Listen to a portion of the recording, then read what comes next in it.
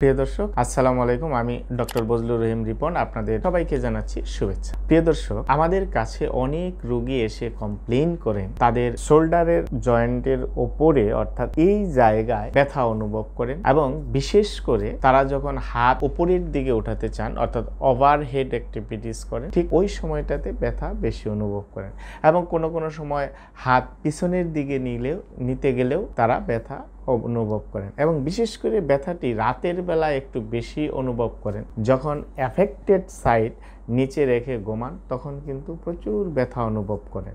এই ধরনের পেশেন্টের ক্ষেত্রে অনেক সময় কমপ্লেন করেন তাদের জয়েন্ট রেস্ট্রিকশনের এবং অনেক সময় দেখা যায় যে তাদের মাসলগুলা উইকনেস থাকে।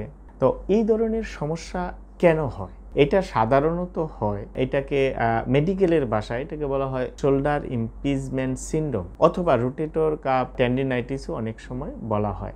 এই শোল্ডার ইমপিজমেন্ট সিনড্রোমটা কেন হয়? এটা হয় সাধারণত আমাদের যে শোল্ডার জয়েন্টের কাছাকাছি যে অ্যাক্রোমিয়নটা আছে অর্থাৎ অ্যাক্রোমিওক্লেভিকুলার যে জয়েন্ট, সেই অ্যাক্রোমিয়নটার নিচ দিয়ে রোটেটর কাফ মাসল প্রবাহিত হয়। সেই রোটেটর কাফ মাসলের মধ্যে যদি কোনো কারণে সয়েলিং হয় বা ইনফ্ল্যামেশন হয় তখন কিন্তু এই ধরনের সিমটমস আমরা সাধারণত দেখতে পাই।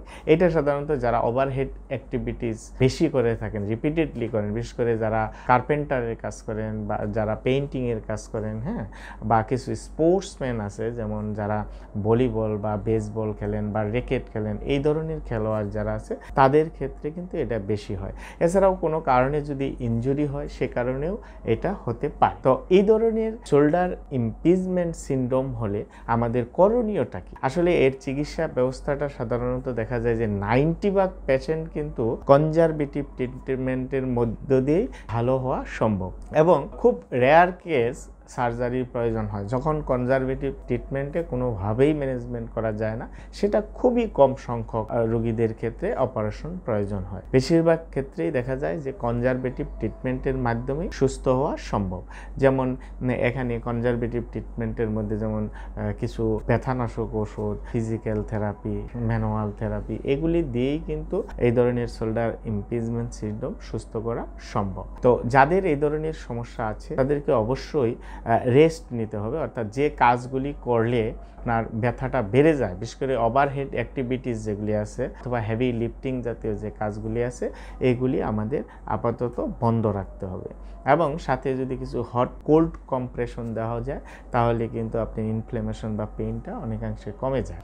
আর ম্যানুয়াল থেরাপির মধ্যে যেটি করা যায় সেটি হচ্ছে যে আমাদের সফট টিস্যু মোবিলাইজেশন করা, জয়েন্ট মোবিলাইজেশন করা এবং অনেক সময় আমাদের দেখা যায় যে মায়োফেশিয়াল রিলিজটাও অনেকটা কার্যকরী ভূমিকা রাখে এবং এক্সারসাইজের মধ্যে ধরেন মাসল স্ট্রেচিং এক্সারসাইজ, বিশেষ করে রোটেটর কাফ মাসল এবং শোল্ডার গার্ডলের যে মাসলগুলি আছে সেগুলিকে স্ট্রেচিং করা এবং স্ট্রেংথেনিং করা, বিশেষ করে রোটেটর কাফ মাসলকে স্ট্রেংথেনিং করতে হবে এবং স্কেপুলার যে মাসলগুলি আছে সেগুলিকেও স্ট্রেংথেনিং করতে হবে, কারণ স্কেপুলাকে কন্ট্রোলিং করলে সহজেই কিন্তু এই ধরনের শোল্ডার পেন কন্ট্রোল করা খুবই সম্ভব হয়। সুতরাং যাদের এই ধরনের সমস্যা আছে প্রিয় দর্শক, তারা অবশ্যই দ্রুত আপনারা চিকিৎসকের পরামর্শ নেবেন। কারণটি হচ্ছে কি যে যদি সঠিক সময়ে আপনি চিকিৎসা গ্রহণ না করেন তাহলে কিন্তু এই ধরনের রোটেটর কাফ টেন্ডিনাইটিস থেকে আপনার পরবর্তীতে ফ্রোজেন শোল্ডার ডেভেলপমেন্ট করতে পারে এবং অনেক সময় দেখা যায় যে আপনার